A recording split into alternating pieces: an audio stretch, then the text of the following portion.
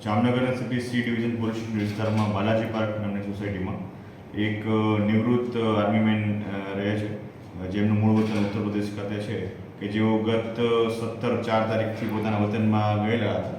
ત્યારબાદ એમના મિત્ર પાર્ટનર છે એ અવારનવાર એમના ઘરે વચ્ચે ચેક કરવા આવતા હતા, છોડવાના પાણી પાવા.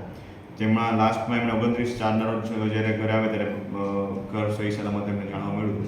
ત્યારબાદ થોડા દિવસ બાદ એટલે કે 3/5 રોજ ફરીથી તેઓ જ્યારે જોવા આવ્યા ત્યારે ઘરના તાળા તૂટેલા એમને નજરે પડ્યા હતા. અને ત્યારબાદ જે મૂળ એમના મકાન માલિક છે એઓ જ્યારે ઉત્તર પ્રદેશથી પરત આવ્યા ત્યારે આખી કઈ વસ્તુ ઘરમાંથી ગાયબ છે એ બાબતનું કોઈ ઘરફોડની ચોરીની ફરિયાદ દાખલ થઈ છે, જેમાં આશરે 13,68,000 જેટલા રોકડ રકમ છે.